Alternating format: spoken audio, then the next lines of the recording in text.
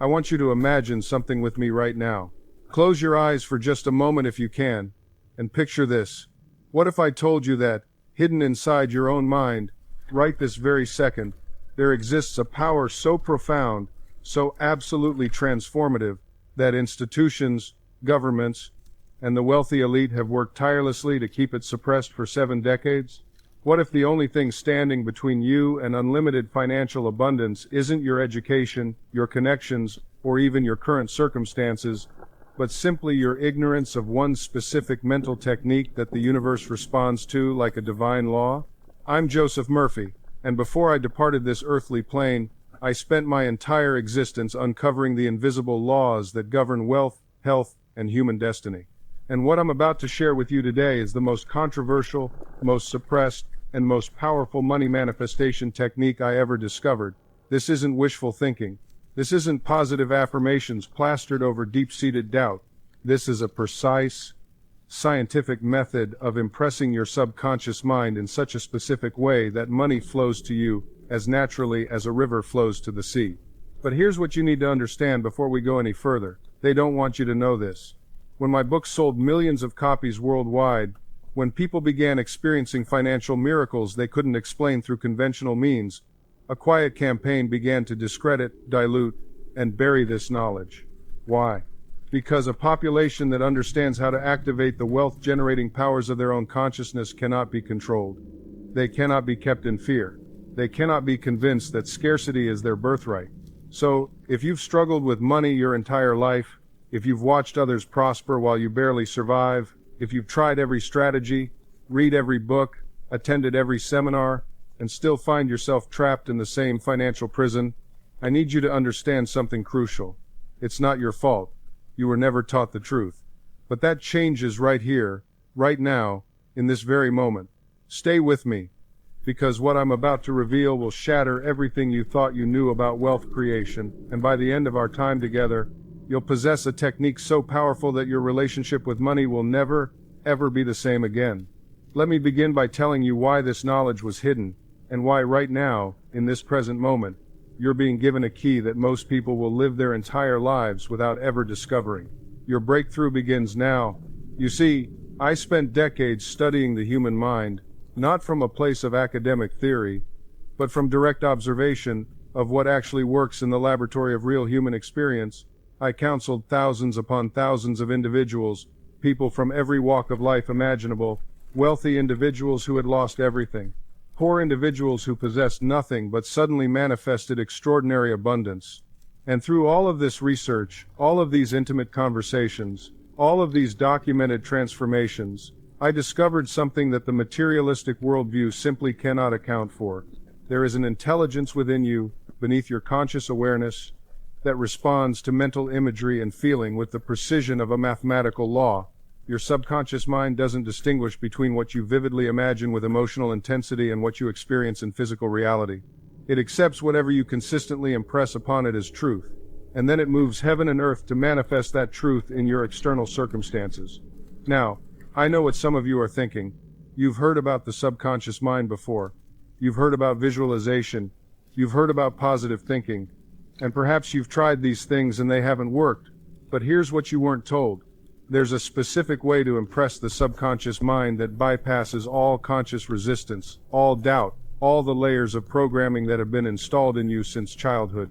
This technique doesn't require you to believe. It doesn't require faith in the traditional sense. It simply requires you to understand and apply a specific mental procedure with consistency. The wealthy families, the old money dynasties, they've known about this for generations, not because they read my books, but because this knowledge has been passed down through secret societies, elite clubs, and private mentorship for centuries. They understand that consciousness creates circumstances, not the other way around. They know that money is energy, and energy flows towards specific mental states the way metal shavings arrange themselves around a magnet. What I did that threatened the established order was this. I took this ancient, hidden knowledge and I democratized it.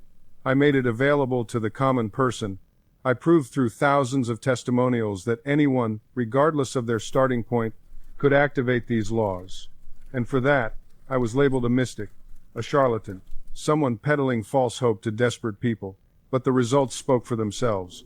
People who applied this technique with understanding and persistence experienced what could only be called financial miracles. Job offers appeared out of nowhere, business opportunities materialized, debts were forgiven, inheritances came from unexpected sources, and most importantly, their internal relationship with money completely transformed. They stopped feeling like victims of economic forces beyond their control and started experiencing themselves as conscious creators of their financial reality. So let me ask you directly, and I want you to answer this honestly in your own heart. Are you ready to let go of every excuse, every limiting belief, every comfortable story you've told yourself about why wealth isn't available to you? Because if you're going to benefit from what I'm about to teach you, you'll need to approach this with an open mind and a willingness to question everything you've been conditioned to believe about money, worthiness, and the nature of reality itself. The technique I'm going to reveal to you isn't complicated, but it is precise. It isn't difficult, but it does require your deliberate, consistent application. And most importantly, it works regardless of your current circumstances, your age, your education, your past failures, or your present situation. I've seen it work for people drowning in debt. I've seen it work for people in their 70s who thought their opportunity had passed. I've seen it work for people with no business skills, no special talents, no advantages whatsoever except this. They understood how to properly impress their subconscious mind with the reality they desired to experience. Now, before I give you the specific technique, you need to understand the foundation upon which it rests. Without this understanding, you'll be tempted to abandon the practice the moment external circumstances seem to contradict what you're doing internally. You'll lose faith. You'll convince yourself it isn't working, and you'll return to the prison of your old mental patterns. But when you truly grasp the spiritual and psychological laws I'm about to explain, you'll have the confidence to persist regardless of what your physical senses are telling you. And that persistence is what separates those who manifest financial abundance from those who remain trapped in lack. So let's talk about what money actually is, because until you understand this at a deep level, you'll continue to worship it, fear it, and give it power over your emotional state. Money is not the paper in your wallet. Money is not the numbers in your bank account. Money is a symbol. It's a representation of value, yes, but more fundamentally, it's frozen energy. It's materialized consciousness. Every dollar that exists in the world today began as a thought in someone's mind. Every building, every product, every service, every transaction started as an invisible idea that became impressed upon physical reality through human action guided by belief. This means something extraordinary. It means that you, right now, have access to the same creative power that has generated all the wealth that currently exists on this planet. You possess within your own consciousness the ability to impress upon the invisible substance of the universe a pattern, a template, a mold, and that pattern will be filled with corresponding physical manifestation as surely as water poured into a mold takes the shape of that mold. I can see some of you struggling with this idea right now. Your rational mind is fighting it. You're thinking about bills, debts, obligations, responsibilities. You're thinking about the job market, the economy, your boss, your limitations, and all of those thoughts, every single one of them, is precisely what has created your current financial reality. Not because you're a bad person, not because you lack intelligence or work ethic, but because you've been hypnotized, programmed, conditioned to accept a set of beliefs about money and your relationship to it that guarantee you'll never escape the cycle of financial struggle. Here's a truth that will disturb you. You've been praying for poverty. Now, you haven't been doing it deliberately or consciously, but you've been doing it nonetheless. Every time you've looked at your bank account with worry, you've prayed for poverty. Every time you've said, "I can't afford that," with emotional conviction, you've prayed for poverty. Every time you've resented the wealthy, felt jealous of those with more, or convinced yourself that money doesn't grow on trees, you've impressed upon your subconscious mind a clear, emotionally charged instruction: keep me in lack. Make sure I never have enough. Guarantee that I'll always struggle. And your faithful, obedient subconscious mind, which never argues with you, which never questions your instructions, which only says yes to whatever you consistently feel and believe, has manifested the exact circumstances that correspond to those prayers. Not because the universe is punishing you, but because the universe is responding to you. It's giving you precisely what you've been asking for through your dominant mental and emotional states. Now I'm going to tell you something that will change everything if you truly absorb it. You can start praying differently right now. Not prayer as you were taught in church or temple, though there's nothing wrong with those traditions if they serve you, but prayer as I understand it, as it actually functions in the invisible realm where all creation begins. Prayer is the movement of your consciousness from your current state to the state you desire to experience. Prayer is the act of feeling and believing in the reality of your desire before it manifests in physical form. Prayer is impressing upon your subconscious mind a clear, vivid, emotionally saturated image of what you intend to create. And here's the secret they didn't want you to discover. When you pray correctly, when you impress your subconscious mind properly, manifestation isn't a matter of hope or chance. It's a matter of law. It becomes as certain as the sun rising tomorrow, as inevitable as gravity pulling a dropped object to the ground. This is why Jesus, Buddha, Lao Tzu, and every genuine spiritual teacher throughout history told you essentially the same thing. Whatever you believe, you will receive. As within, so without.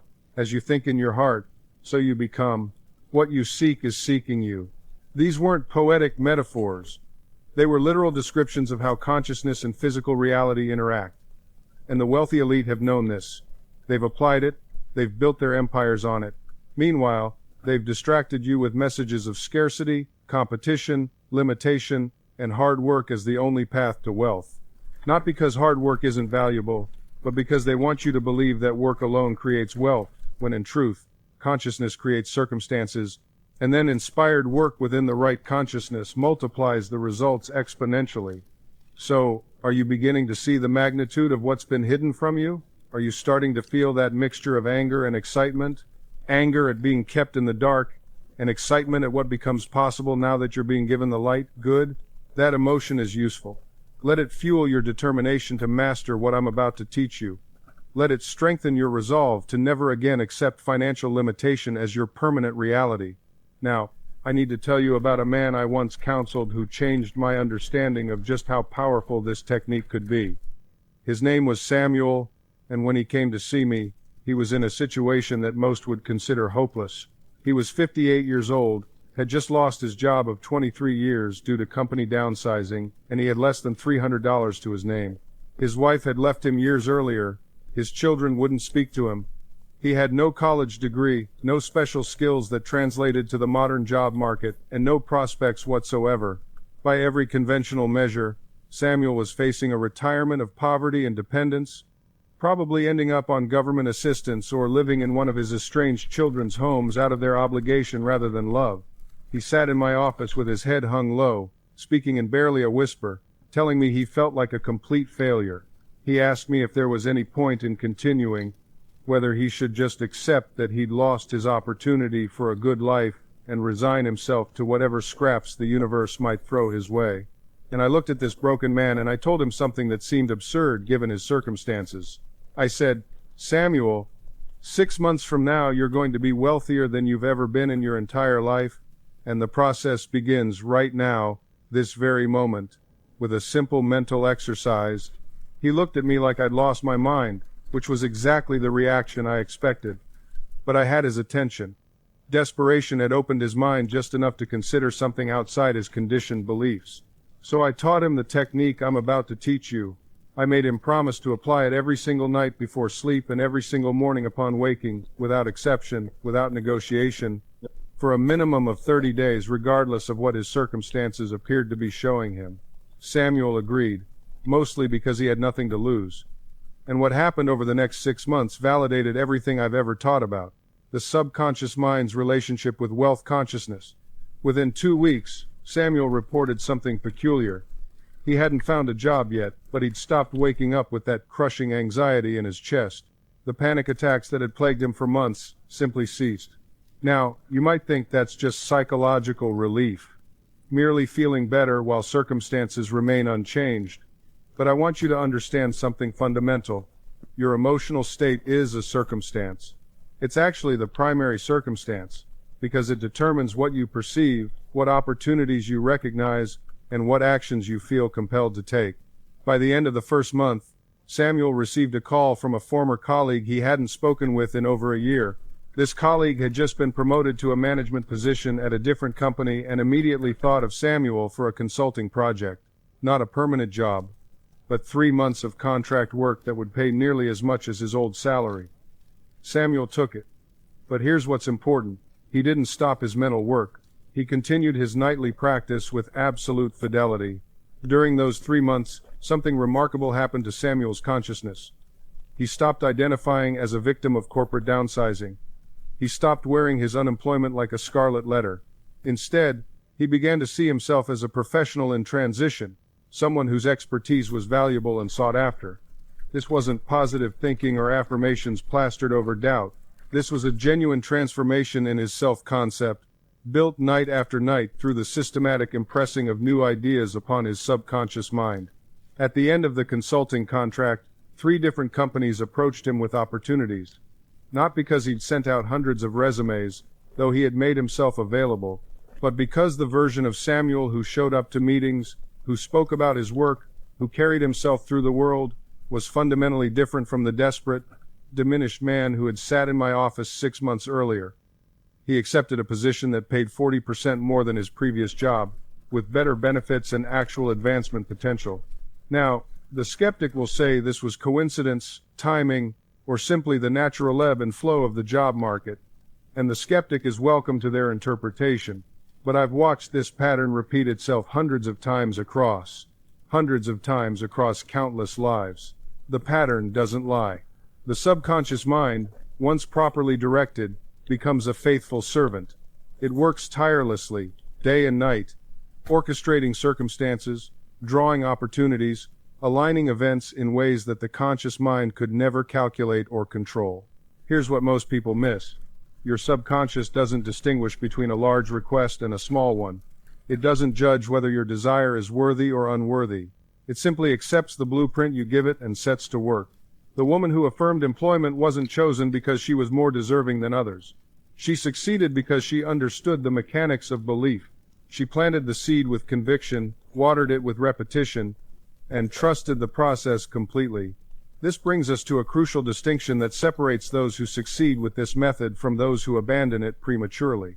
When you plant a seed in your garden, you don't dig it up every day to check if it's growing. You don't stand over it with anxiety, demanding visible proof of progress. You water it, ensure it has sunlight, and trust that nature is doing its work beneath the surface. The same principle applies to the seeds of thought you plant in your subconscious mind. Most people sabotage their own demonstrations through impatience and doubt. They affirm their desire for a few days, see no immediate evidence, and conclude the method doesn't work. What they fail to understand is that there's an interval of time between the planting and the harvest. This interval isn't failure or delay, it's gestation. Your subconscious is rearranging circumstances, coordinating events, preparing the ground for your desire to manifest in physical reality. I once counseled a man who desperately wanted to start his own business but had no capital, no connections, and no apparent pathway forward. Every logical assessment of his situation suggested impossibility, but he grasped something that logic cannot measure. He began to live mentally in the feeling of already being a successful business owner. He didn't just visualize occasionally. He didn't daydream about success while wallowing in his actual circumstances. No, he disciplined his inner life with the precision of a master craftsman. Every morning before the world demanded his attention, he sat quietly and constructed his desired reality in vivid detail. He felt the weight of keys to his own shop in his palm. He heard the bell above the door announcing customers. He smelled the fresh wood shavings and varnish. He experienced the satisfaction of handing a finished piece to a delighted client. And here's what happened. His external world began to shift in ways that seemed miraculous to observers, but were actually lawful responses to his internal transformation. A chance conversation at a community gathering led to an introduction. That introduction led to a commission. That commission impressed someone with resources and connections. Within 18 months, this man who had nothing opened his own workshop. Within 3 years, he employed others. Was this luck? Was this coincidence? Was this some random alignment of fortunate circumstances? Absolutely not. This was the subconscious mind responding to a clear, emotionally charged directive, and then orchestrating external conditions to match that directive. Your subconscious doesn't argue. It doesn't debate whether you deserve what you're impressing upon it. It doesn't consult your history or your credentials. It simply accepts what you consistently feel as true and then moves heaven and earth to make it manifest in your external experience. This is why feeling is the secret ingredient that most people never discover. You can affirm something 1,000 times, but if the feeling doesn't accompany those words, you're merely making noise. You can visualize in elaborate detail, but if you're visualizing from a place of lack and desperation, you're actually impressing poverty consciousness more deeply into your subconscious. The feeling must be one of possession, of already having, of gratitude for what is already accomplished in consciousness even before it appears in form. This isn't pretending. This isn't delusional thinking. This is occupying the consciousness of your desired state before the physical facts confirm it. When you look at a seed, you don't see the tree, but the tree is already contained within that seed. The intelligence within that seed knows exactly what to become. It doesn't question, it doesn't doubt. It simply unfolds according to its inner blueprint. Your imagination is that seed. When you plant an image in your mind with feeling, with conviction, with the relaxed certainty that it already exists in the unseen realm, you've planted something real, not metaphorically real. Actually real. The outer world is always the last to know. It's the final domino to fall. By the time your physical senses confirm what you've been imagining, the real work has already been done. The real creation has already taken place in consciousness. This is why you must stop looking for immediate evidence. Stop checking the mailbox 5 minutes after you plant the seed. Stop demanding that your circumstances validate your new state before you've even given it a chance to harden into fact. There's a gestation period. There's always a lag between planting and harvest, but that lag isn't empty time. It's the most crucial time. It's when you must remain faithful to the unseen. It's when you water the seed with persistent assumption, not digging it up every day to see if it's growing. I've watched people sabotage their own manifestations by this very impatience. They imagine for a day, a week, even a month. Then they look around, see no change, and say, "See, it doesn't work." And in that moment, they've uprooted everything. You must understand something fundamental. Your assumption, if persisted in, hardens into fact. But persistence doesn't mean straining. It doesn't mean forcing. It means returning again and again to the state of the wish fulfilled, especially when the outer world screams the opposite. When someone tells you it's impossible, you smile inwardly and return to your state. When the bank statement shows lack, you don't deny what you see, but you don't accept it as final. You return to the feeling of financial freedom. You live from that state. This is the difference between someone who creates deliberately and someone who simply reacts to life. The reactor sees a problem and feels the problem and thinks about the problem and talks about the problem. And so the problem persists because they're feeding it with attention and feeling. The creator sees the same problem but refuses to take up residence there. They acknowledge it, then immediately move to the state of the solution. They feel from the wish fulfilled, and they do this until the inner state becomes more real than the outer fact. This is what separates those who transform their lives from those who remain stuck in perpetual struggle. It's not about denying reality, it's about refusing to let present circumstances dictate your inner state. You see, most people live their entire lives in reaction mode. Something happens in their external world, and they immediately adjust their inner world to match it. The bank account is low, so they feel poor. The relationship is rocky, so they feel unloved. The body shows symptoms, so they feel sick. They've made the outer world their master and their inner world the obedient servant. But this is backwards, completely backwards. Your inner world, your dominant mental state, your habitual feeling is the cause. The outer world is the effect. When you reverse this understanding, when you finally grasp that what you feel persistently must externalize itself, everything changes. I want to share something with you that might sound strange at first, but stay with me. Your subconscious mind cannot tell the difference between a vividly imagined experience and a real one. When you assume the feeling of your wish fulfilled with enough sensory detail and emotional intensity, your subconscious accepts it as fact. And once your subconscious accepts something as fact, it moves heaven and earth to make it so in your physical reality. This is why I always say, live in the end. Don't live in the middle, hoping and wishing and trying to figure out how it will happen. Live in the end. Feel what it would be like if your desire were already accomplished. Let me give you a concrete example. Say you desire financial abundance, but your current bank statement tells a different story. The typical person looks at that statement and feels lack, worry, anxiety. They pray for money while feeling poor. They affirm abundance while emotionally resonating with scarcity. And then they wonder why nothing changes. But someone who understands this principle does something radically different.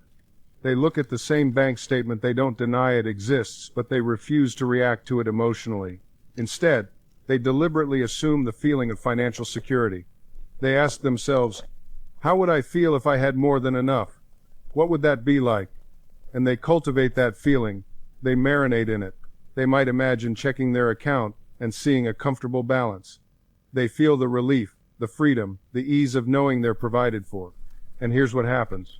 As you dwell in that feeling state, not begging, not pleading, just times feeling, times the reality of it, your subconscious mind begins to accept it as truth.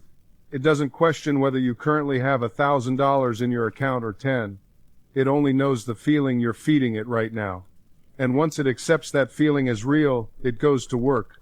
It starts arranging circumstances, drawing opportunities, guiding you toward people and situations that match the vibration of what you've impressed upon it. You might suddenly remember a skill you'd forgotten you had. You might receive an unexpected check in the mail. A friend might mention a job opening. A client might appear out of nowhere. The ways are infinite, and they're not your concern. Your concern is the feeling. The subconscious handles the how. Now, let me tell you about a man I knew years ago. He was drowning in debt, credit cards maxed out, bills piling up, collectors calling. He was desperate, frantic, and that desperation was only creating more lack. He couldn't sleep. Every waking moment was consumed with fear. And what was he doing? He was praying, yes, but his prayers were soaked in panic. Please, God, help me. I can't take this anymore. I'm drowning. I'm terrified. I sat him down and explained what I'm explaining to you now. I told him, your prayer isn't a prayer. It's a declaration of poverty. You're affirming the very thing you're trying to escape. He looked at me like I'd lost my mind. But he was desperate enough to try something different. So I gave him a simple practice. Every night before bed, he was to imagine himself opening an envelope. Inside that envelope was a check made out to him, for more than enough to cover every debt. I told him to see the numbers clearly, feel the paper in his hands, and then, most importantly, feel the emotion of relief, of gratitude, of freedom, not as something in the future, but as something happening times now, asterisk. He did it faithfully for 30 days. And let me tell you, the first 2 weeks were hard. His outer world hadn't changed. Bills kept coming. The phone kept ringing. But he stayed committed to the feeling. And then, something shifted. The next morning, he woke up and checked his business account. There was a deposit, not from the investor, from a client he'd worked with 2 years ago, who suddenly needed his services again. It wasn't the full amount he'd been hoping for, but it was enough. Enough to cover rent, enough to keep going. But here's what matters most. He didn't celebrate by abandoning the technique. He didn't say, well, that worked, I'm done now. No, he understood something profound. The bridge of incidents isn't a one-time miracle. It's a way of life. So he kept assuming. He kept feeling it real. And within 3 weeks, the investor called back. Not with excuses this time, with a yes. Now, I want you to understand what really happened here. This wasn't luck. This wasn't coincidence. This was law. The same law that governs gravity governs your subconscious mind. When you impress a feeling upon it, when you persist in that impression despite contrary evidence, your subconscious must, and I mean must, find a way to externalize it. The bridge of incidents is your subconscious mind's creative solution. It doesn't work according to your logic. It doesn't follow the path you think it should. It creates connections you couldn't have planned, opportunities you couldn't have forced, meetings you couldn't have arranged. Think about how many times you've tried to force an outcome. You've pushed, manipulated, controlled, schemed, and what happened? Either nothing, or something came through, but it felt hollow, exhausting. That's because you were working from the outside in. You were trying to move the world with your bare hands. But when you work from the inside out, when you change the feeling first, the world rearranges itself. Not because you're manipulating it, but because you've changed the signal you're broadcasting. You've tuned to a different station, and on that station, different programs play. Here's another example. A woman came to one of my lectures years ago. She was lonely, deeply lonely. She'd been single for years and had convinced herself that love wasn't meant for her. She'd tried dating, apps, introductions from friends. Nothing felt right. I told her what I'm telling you now. Stop trying to find love. Start feeling loved. She looked at me like I'd spoken in riddles. But I explained it simply. Before sleep, imagine a ring on your finger. Feel the weight of it. Imagine a partner beside you, not the face, not the details. Just the feeling of companionship, warmth, security. Feel loved. Feel cherished. Feel chosen. And as you do this, as you immerse yourself in this feeling, you'll notice something remarkable beginning to happen. The world around you starts to shift. Not because the world has changed, but because times have changed. Your inner state has transformed, and the outer world must reflect that transformation. This is law. This is the principle that governs all manifestation. You see, most people approach relationships from a place of lack. They're searching, seeking, hunting for someone to complete them. And what does the universe reflect back? More lack, more searching, more emptiness. But when you come from a place of wholeness, when you feel complete within yourself, when you carry that feeling of being loved and chosen already, you become magnetic. You don't repel love, you attract it effortlessly. Think about it this way. Have you ever noticed that when you're desperately looking for something, you can never find it? You search everywhere, and it eludes you. But the moment you relax, the moment you let go, there it is, right in front of you. The same principle applies to love. When you stop chasing, when you stop seeking outside yourself, when you rest in the awareness that you are already loved, that's when love finds you. That's when the right person appears in your life, seemingly out of nowhere. Now, I want to address something important here. Some of you might be thinking, but Dr. Murphy, isn't this just pretending? Isn't this denial of reality? I am times alone. How can I feel loved when there's no one here? And my answer to you is this. What you call reality is simply the outpicturing of your past thoughts and feelings. It's old news. It's yesterday's creation. When you persist in a new feeling state, when you live from the end, you are impressing your subconscious mind with a new pattern. And your subconscious mind, which is one with the infinite intelligence that created the entire universe, will move heaven and earth to make that pattern manifest in your outer world. This isn't pretending. This is creating. You're not denying what appears to be true in the three-dimensional world. You're simply refusing to accept it as final. You're claiming a higher truth, the truth of your desired state, and you're breathing life into it through feeling. Every single thing you see around you was once invisible. Every invention, every building, every relationship started as a feeling, an idea, in someone's consciousness. The outer world is simply consciousness made visible. So, when you assume the feeling of being loved, you're not engaging in fantasy. You're engaging in the very process by which all things come into being. Now, let me address something that might be troubling some of you.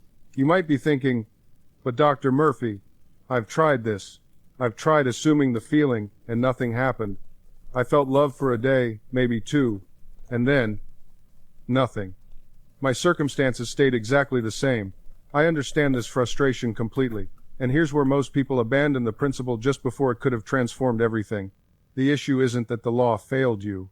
The issue is that you approached it like someone playing a role in a theater production, counting the minutes until you could remove the costume and go back to your real self. True assumption isn't a performance. It's a transformation. Think of it this way. When you plant a seed in the ground, you don't dig it up every few hours to check if it's growing.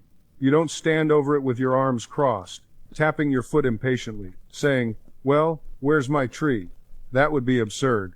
Yet this is exactly what most people do with their mental seeds.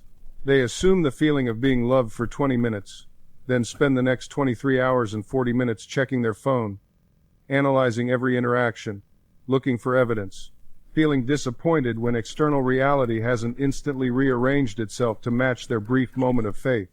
This is not how consciousness operates. When you plant a seed, you water it, you ensure it has sunlight, you protect it from harsh conditions, and then, and this is crucial, you trust the invisible process happening beneath the surface. Your assumption of being loved must be watered daily with the same feeling. It must be given the sunlight of your consistent attention. It must be protected from the harsh conditions of doubt, fear, and contradictory assumptions. You cannot assume health for 5 minutes and then spend the rest of your day affirming your illness through worry, complaint, and fearful thoughts about your body. You cannot assume abundance while simultaneously feeling panic about bills, lack about your circumstances, and resentment about money. Your dominant assumption wins. Always. This is why I emphasize the feeling state so strongly. You can say affirmations until your voice goes hoarse. You can write intentions in a dozen notebooks. But if the feeling beneath those words is one of lack, of desperation, of I don't have this and I'm trying to get it, that's the assumption you're actually living in. And that assumption, that vibration of lack, will continue to manifest more lack no matter how perfectly you craft your words. This is why so many people give up on the law of assumption. They try it for a week, a month, maybe even a year. They affirm, they visualize, they journal, but nothing changes. Or worse, things seem to get harder, and they conclude, this doesn't work, it's all nonsense. But here's what they missed. They never changed their inner assumption. They were wearing a costume of confidence while their inner state remained unchanged. And your subconscious mind cannot be fooled by costumes.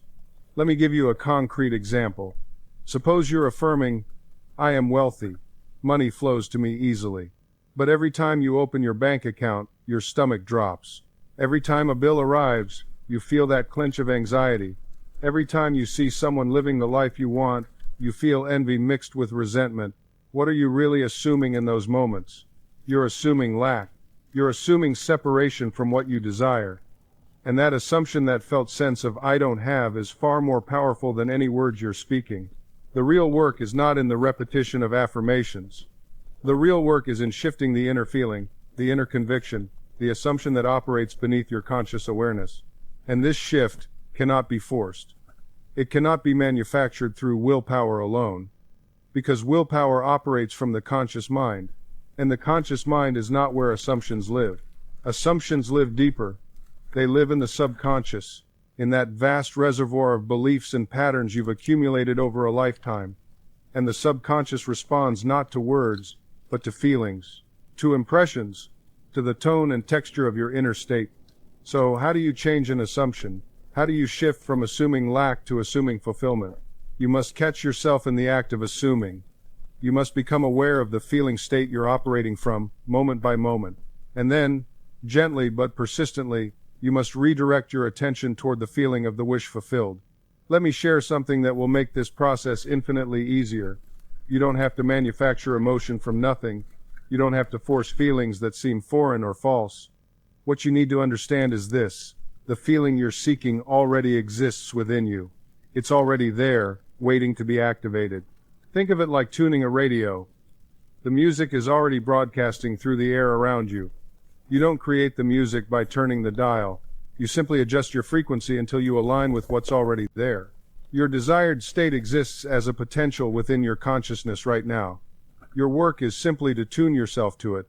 This is why I often say, assume the feeling of your wish fulfilled, not assume you have what you want. Not visualize what you want, not think about what you want. Assume the feeling. Feel it as already accomplished. There's a profound difference here that most people miss entirely. When you think about what you want, you're acknowledging distance. When you visualize what you want, you're still operating from separation. But when you assume the feeling of the wish fulfilled, you collapse that distance entirely. You step into the state where it already is. Let me give you a practical example. Suppose you desire financial freedom. Now, you could sit and think about money. You could visualize bank statements and stacks of bills. You could affirm, I am wealthy 1,000 times. But if underneath all that mental activity, you still feel anxious about bills, if you still feel that tightness in your chest when you check your account, if you still feel that subtle panic about the future, then you're not assuming the wish fulfilled. You're assuming lack while pretending otherwise. Your subconscious doesn't care about the words. It responds to the feeling. It responds to the state you occupy. And you cannot occupy two states simultaneously. This is where so many people stumble. They think they can hold contradiction. They think they can want something and simultaneously believe they don't have it, and somehow the universe will sort it out. But that's not how consciousness works. When you assume the wish fulfilled, you're not trying to get something. You're not reaching for it. You're not hoping it will come. You're living from the end. You're occupying the state of already having it. And from that state, an entirely different set of thoughts, feelings, and actions emerge naturally. Let me give you a concrete example. Imagine someone who wants to be in a loving relationship. They do their affirmations, they visualize, they create vision boards, but every time they're alone on a Friday night, they feel that pang of loneliness. Every time they see a couple holding hands, they feel that ache of envy. Every time a friend announces an engagement, they feel that subtle bitterness masked as happiness. What are they actually assuming? They're assuming they're alone. They're assuming they're lacking. They're assuming the wish is unfulfilled. And so it remains unfulfilled. Because you cannot get what you already are. You can only experience what you assume to be true. Now contrast that with someone who truly assumes they are loved. Not in some airy-fairy, spiritual bypass way. But deeply, fundamentally, they feel worthy of love. They feel surrounded by love. They feel abundant in connection. When they're alone, they're comfortable. When they see couples, they feel warmth, not envy. They're not waiting for love to arrive. They're already living in the consciousness of being loved. And what happens? Opportunities appear, invitations come, connections deepen. Not because they manifested it through technique, but because their state drew to them the circumstances that match their inner assumption. Now some of you might be thinking, but I've tried feeling wealthy, I've tried feeling loved, and nothing changed. I did it for a week, maybe two, and the old circumstances remained exactly the same. And here's what I want you to understand. You weren't living in the state, you were visiting it. There's a profound difference between visiting a state and dwelling in it. When you visit a feeling, you're a tourist. You arrive with your return ticket already in your pocket. You experience it for a moment, perhaps even enjoy it, but underneath there's the constant awareness that this isn't your home. You're going back to reality soon. But when you dwell in a state, you take up residence there. You unpack. You arrange the furniture of your consciousness to match this new inner landscape. And critically, you stop treating your current external circumstances as more real than your inner assumption. Most people do this backwards. They look at their bank account and say, this is reality. They look at their empty home and say, this is the truth. They look at their situation and let it dictate their inner state. And then, perhaps for 20 minutes, during a morning meditation, they try to feel differently. They try to visit the feeling of wealth, or love, or success. But the remaining 23 hours and 40 minutes, they're right back in the old state, reacting to what is, reinforcing through their inner conversations and emotional responses that the outer world is the ultimate reality. This is why change doesn't come. Not because the law doesn't work, but because they're spending the vast majority of their time dwelling in the state that matches their current circumstances, only briefly visiting the state that matches their desire. The question isn't whether you can feel wealthy for 5 minutes. The question is, where do you live? What state is your habitual dwelling place? I'll give you a practical example. A man once came to me, frustrated that despite his affirmations of prosperity, his financial situation remained stagnant. I asked him a simple question. When an unexpected bill arrives, what's your immediate inner response? He was honest. I feel that sinking feeling. I think, where will I find the money for this? I worry about it. And how long does that feeling last? Hours, sometimes days. And your affirmation of wealth, how long does that last? Well, I do it every morning for about 10 minutes. You see the problem. 10 minutes dwelling in the state of wealth versus hours dwelling in the state of poverty. The law doesn't reward effort or intention. It simply reflects your habitual state, the consciousness you most frequently occupy. This is why so many people fail to manifest their desires. They spend 10 minutes visualizing prosperity in the morning, feeling rich, feeling successful, feeling the thrill of their wish fulfilled, and then they spend the remaining 14 waking hours rehearsing lack. They worry about bills. They complain about their circumstances. They envy those who have what they want. They speak the language of limitation at every turn. What have they done? They've cast one vote for wealth and cast hundreds of votes for poverty. And when the end of the month comes and nothing has changed, they say, this law doesn't work. I tried it. I visualized every day. You didn't try it. You contradicted it every day. The law is impersonal. It doesn't care about your intentions. It doesn't give you credit for trying. It simply reflects back to you the state you most consistently occupy. If you occupy the state of trying to get money for 23 hours a day, That is what you will continue to experience, the perpetual state of trying, of seeking, of not having. But occupy the state of wealth, truly occupy it, refuse to entertain any thought that denies it, and wealth must manifest. It has no choice. The outer world is the inner world externalized. This is not philosophy. This is law. Let me tell you something that will change your life if you truly hear it. You don't need anyone's permission to assume the state you desire. You don't need to deserve it. You don't need to earn the right to feel wealthy, or loved, or successful. You simply claim it. You assume it. You enter into the feeling of the wish fulfilled, and you refuse to leave it. Your circumstances will scream at you to come out of that state. Your bank account will present evidence. Your relationships will seem to contradict your assumption. The world will mock your faith. But if you persist, if you remain faithful to your assumption, the outer world must conform. It has no other choice. Consciousness is the only reality, and everything else is its shadow. I've watched people transform their entire lives by this simple practice, maintaining the feeling of the wish fulfilled regardless of what the outer world showed them. Not for 10 minutes, not when it was convenient, but as a way of life. They disciplined their imagination. They refused to react to the evidence of their senses. They stayed loyal to their assumption. And one by one, the conditions of their outer world rearranged themselves to match their inner conviction. This is the secret that mystics have whispered about for centuries. This is what they meant when they spoke of faith, not blind belief, not wishful thinking, but the absolute refusal to accept anything less than your desired state as real. You see, most people have it backwards. They think faith means believing something good will happen in the future. But that's hope, not faith. Real faith is the inner knowing that it has already happened. It's the feeling of the wish fulfilled, sustained until the outer world has no choice but to reflect it back to you. I remember a woman who came to me years ago. Her marriage was crumbling. Her husband had grown cold and distant. Every day brought new evidence of their separation. They barely spoke. He came home late. The atmosphere in their home was thick with resentment. She asked me what to do. Should she confront him? Should she demand answers? Should she prepare for the worst? I told her to do none of those things. Instead, I instructed her to assume the feeling of a harmonious, loving marriage.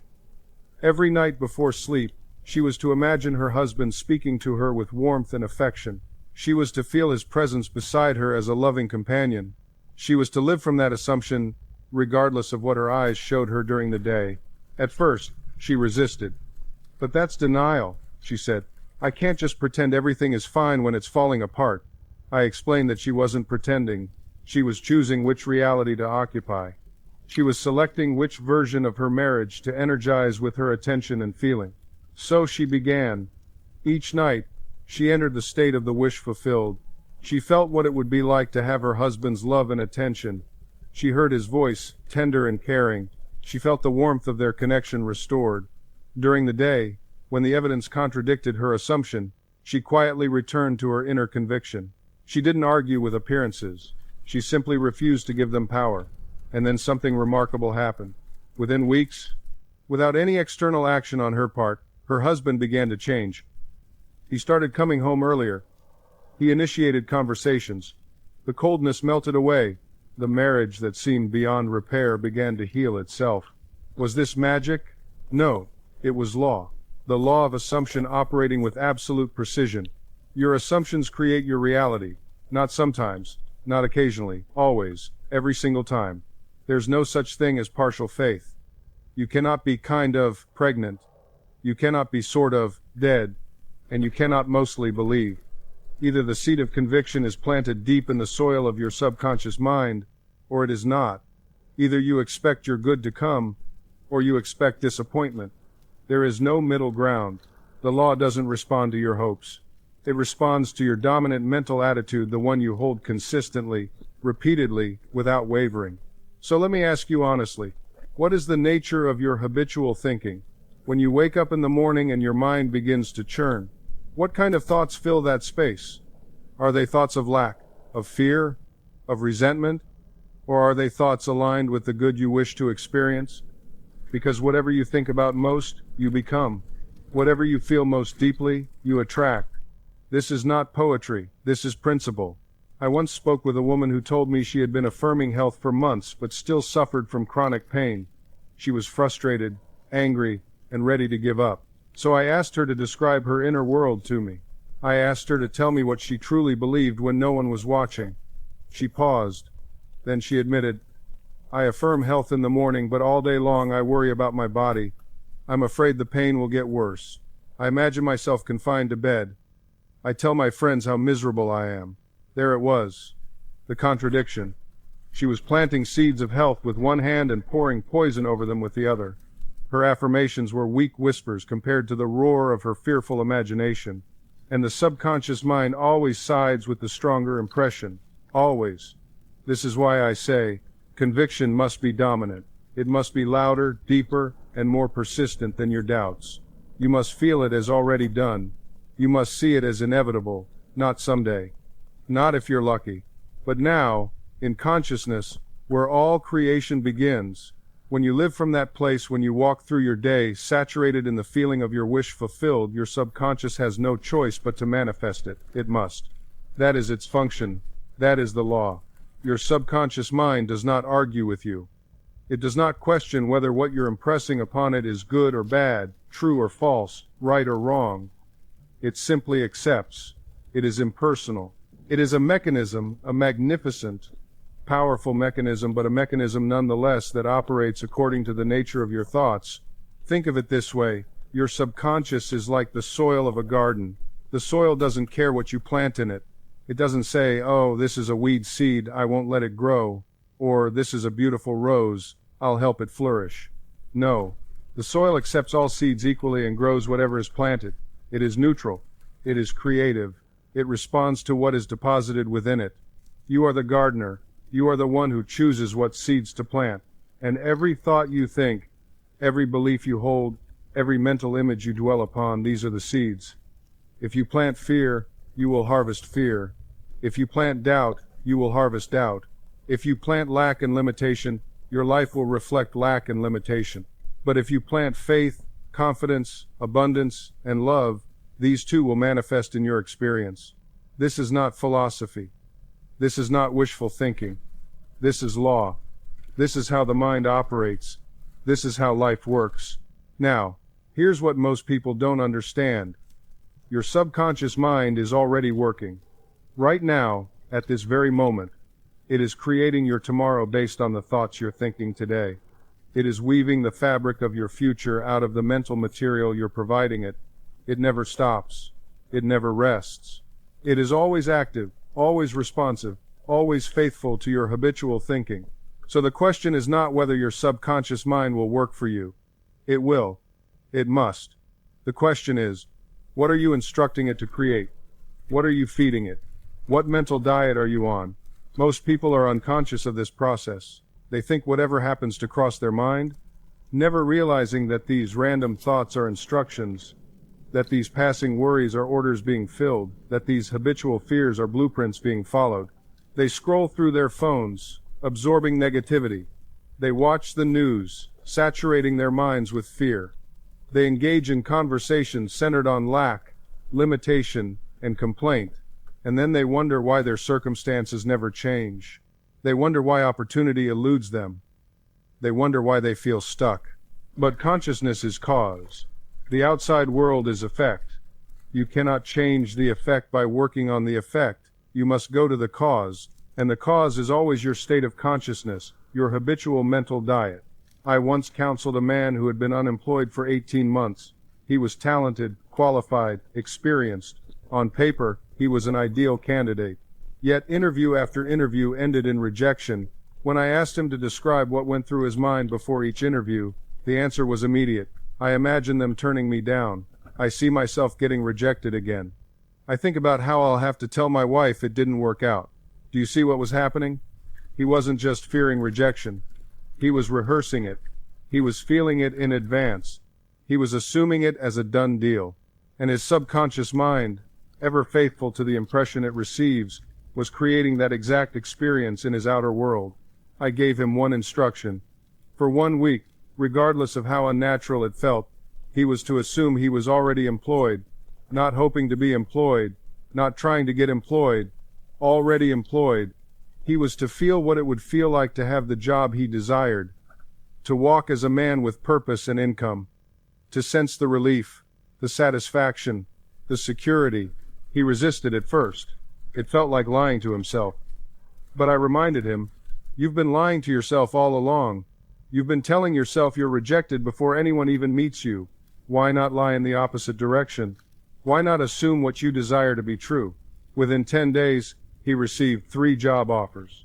3, after 18 months of drought. And the position he accepted exceeded his original expectations in salary and responsibility. What changed? Not the job market, not the economy, not his resume. His consciousness changed. His mental diet changed. And when that inner foundation shifted, the outer world had no choice but to conform. This is not positive thinking as distraction. This is not affirmations masking doubt. This is the deliberate selection of the state from which you operate. It is the conscious choice to dwell in the feeling of your wish fulfilled, to make that feeling more familiar than your current circumstances. When I teach this principle, students often ask, "But Dr. Murphy, how can I maintain this feeling when my reality constantly reminds me of what I don't have?" This question reveals a fundamental misunderstanding of consciousness.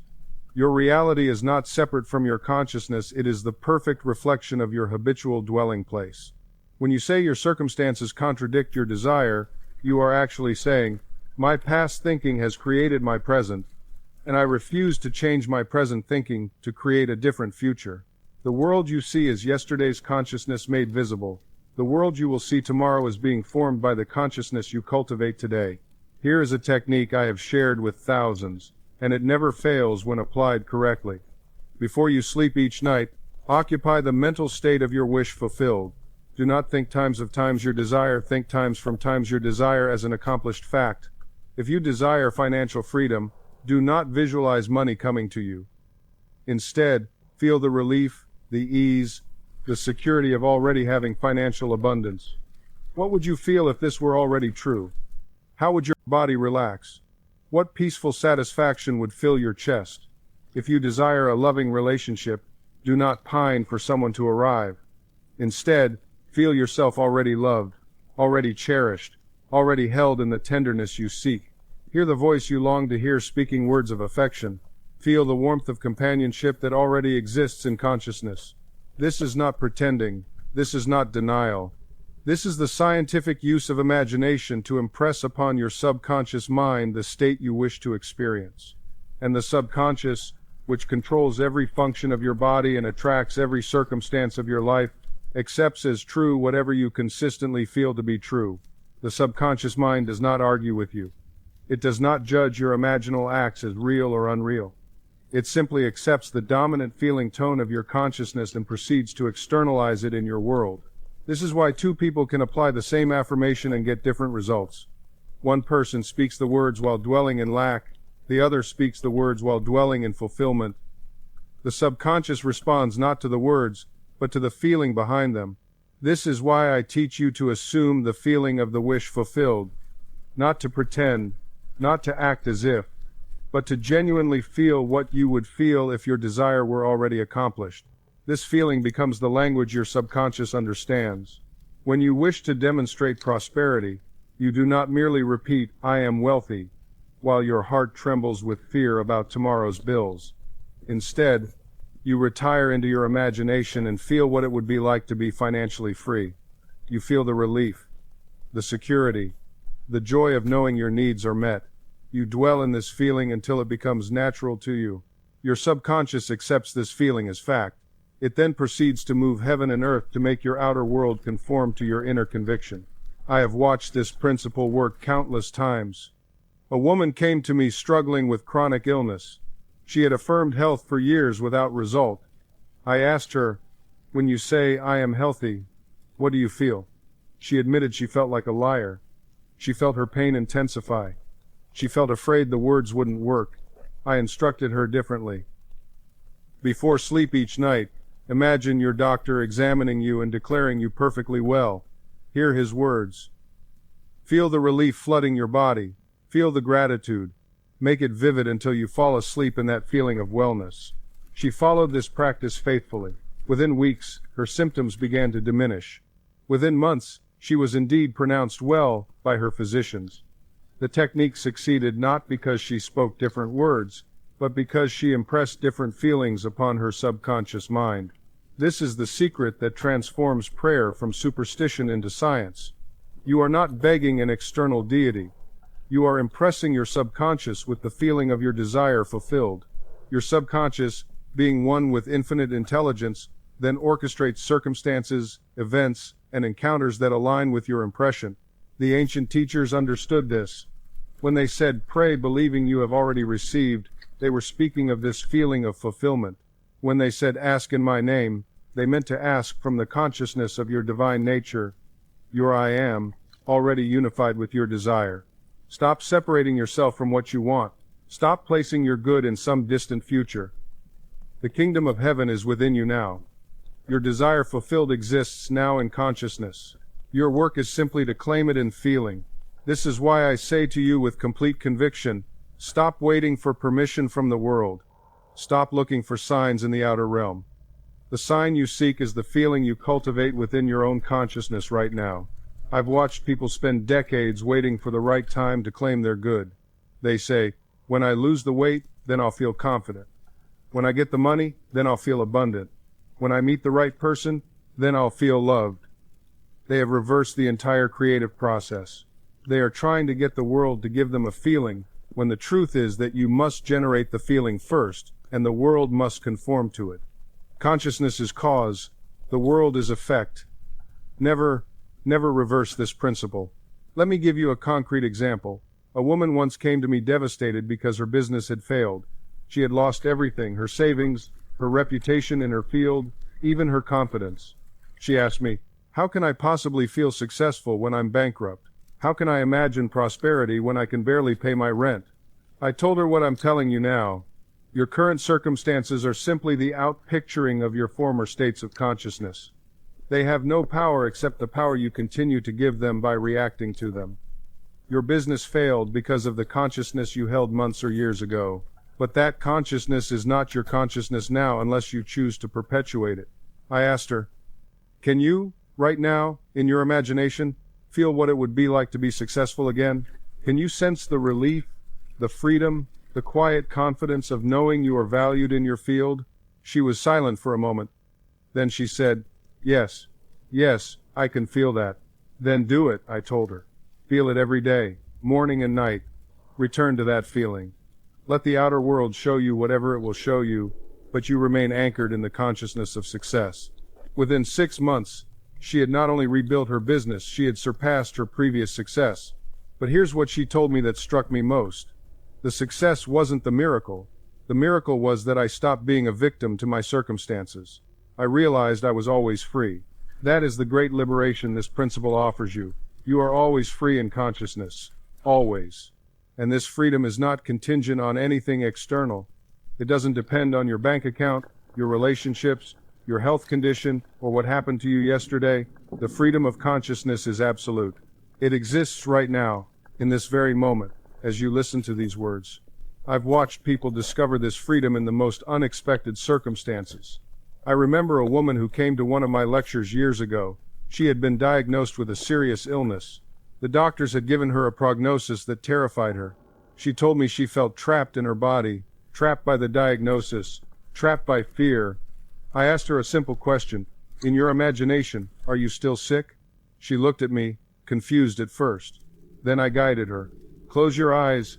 In your mind's eye, see yourself completely healthy, vibrant, full of energy. Can you do that?" She closed her eyes.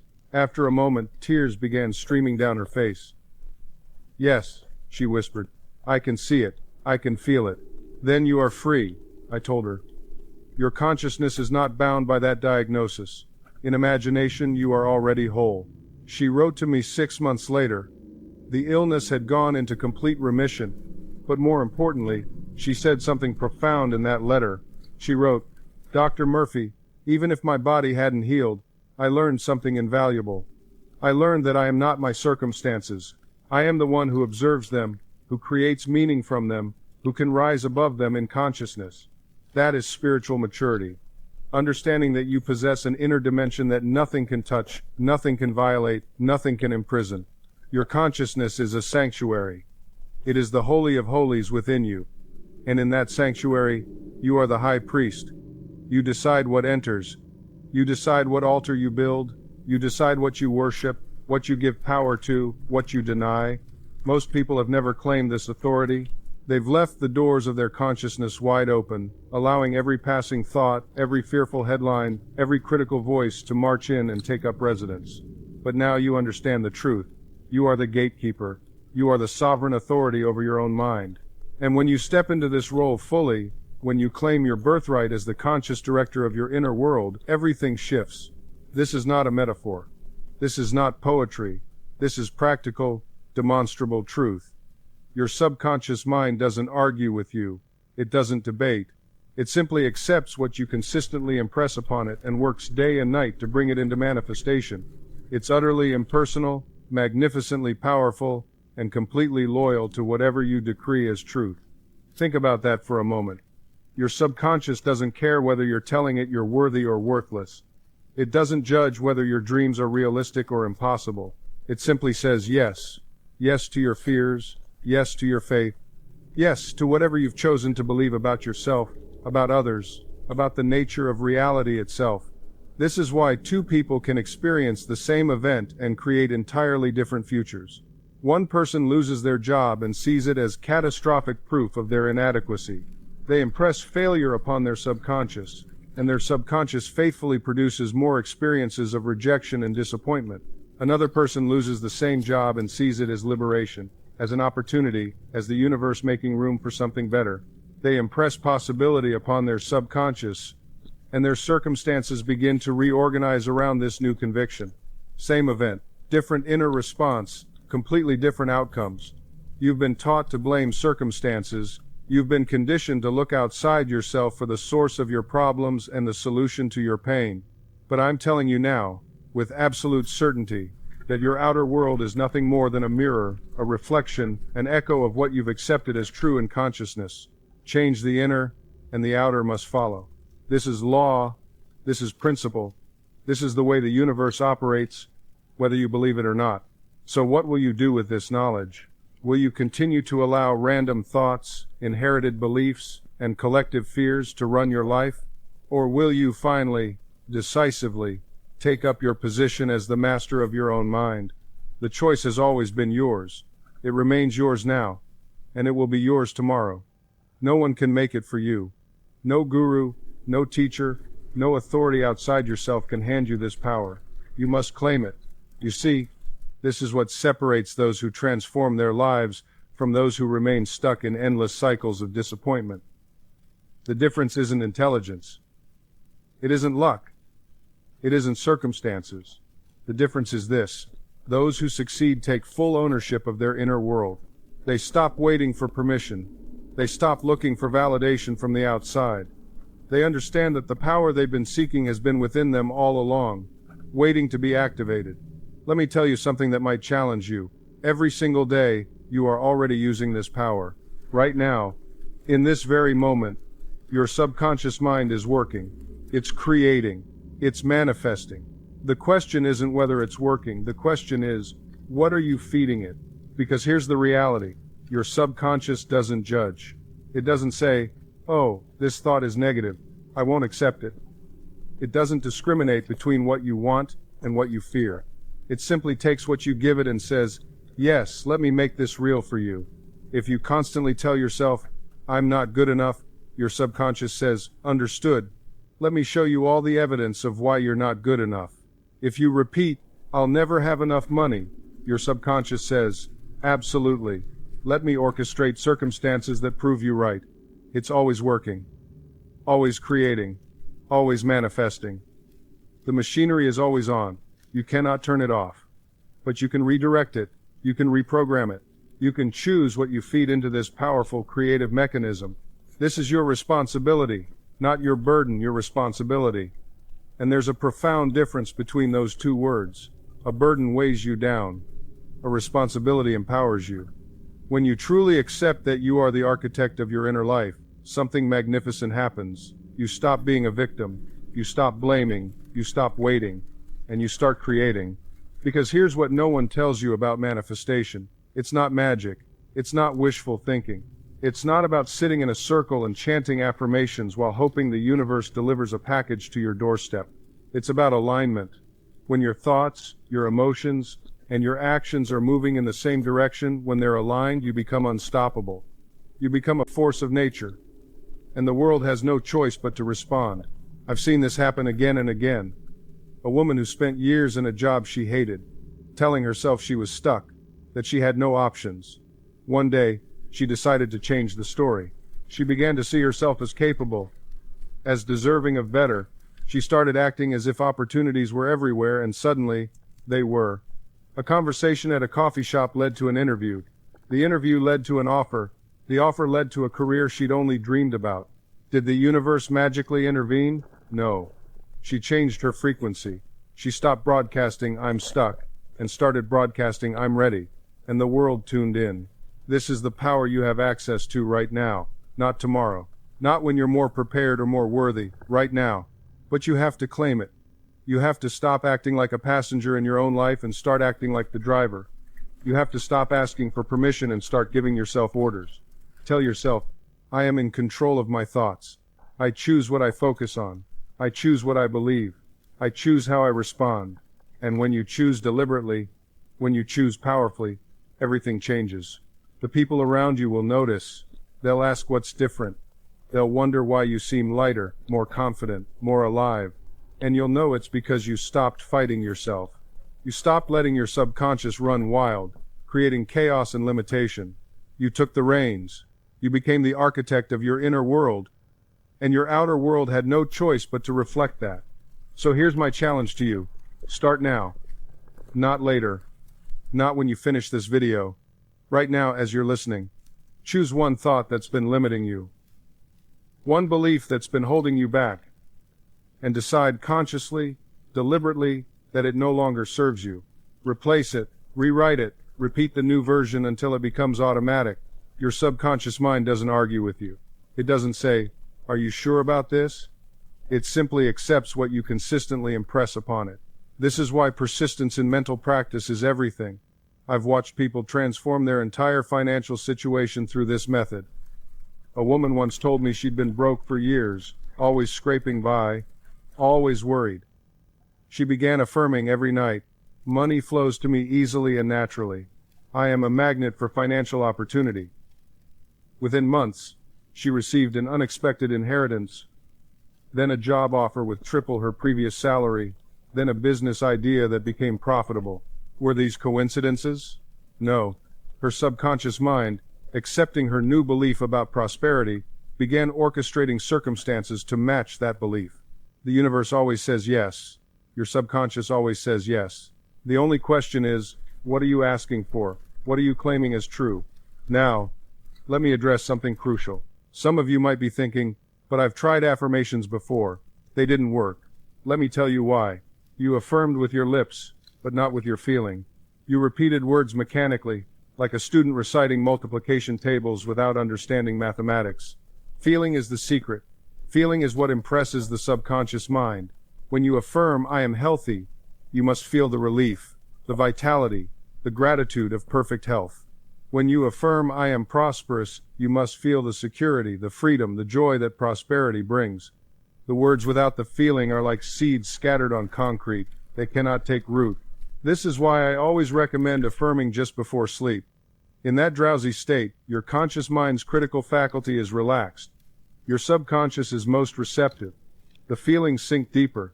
You drift into sleep saturated with your desired state, and your subconscious works all night to make it real.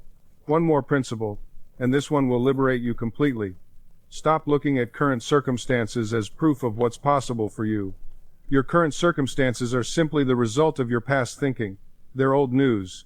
They're yesterday's mental diet manifested. They have no power over your future except the power you give them by continuing to react to them. When you understand this, truly understand it, you stop being a victim of your past. You stop giving your history editorial control over your future.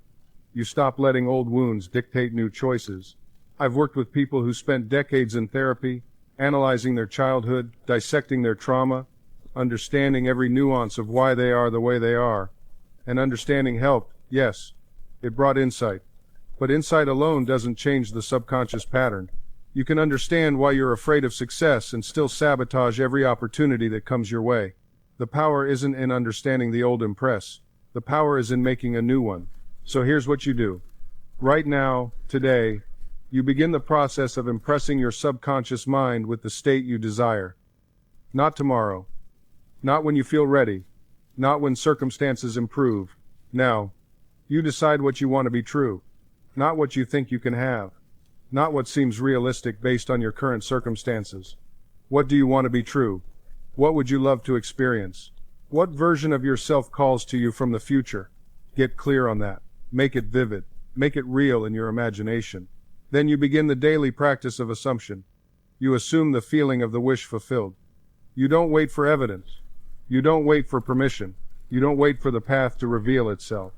You assume it's already done, and you live from that assumption every day, preferably in that drowsy state before sleep when your conscious mind is quiet and your subconscious is most receptive.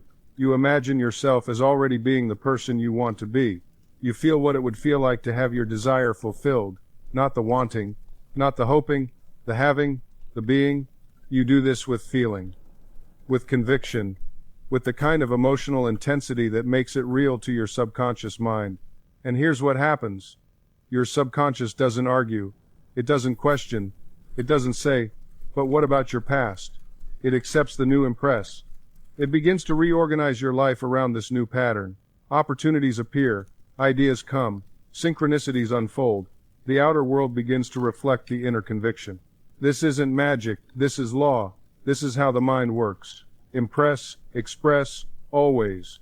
You might be asking, how long does this take? When will I see results? And I'll tell you the truth, it varies. For some, the shift happens immediately. The moment they truly accept a new belief, their world transforms. For others, it takes days, weeks, or months of persistent mental work. But here's what I know with absolute certainty. The law never fails. It cannot fail. It's as reliable as gravity. The timing depends on your conviction, your persistence, and the depth of your subconscious resistance. If you've spent 30 years believing you're unworthy, you can't expect one affirmation to dissolve all that conditioning. But with consistent, feeling-driven repetition, those old patterns must yield. They have no choice. Think of it like this. Imagine your subconscious mind as a garden that's been neglected for years. It's overgrown with weeds, limiting beliefs, fears, doubts. When you plant new seeds, your affirmations, your visualizations, those weeds don't disappear instantly. But if you water your seeds daily, if you tend to them with attention and faith, they will grow.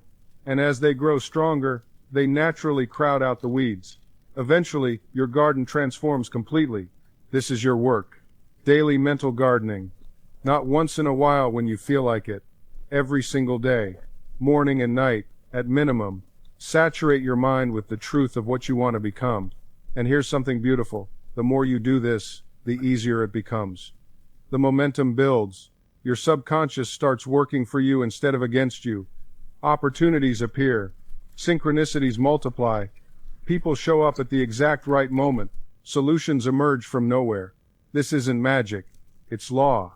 It's the natural consequence of aligning your inner world with your desired outer world.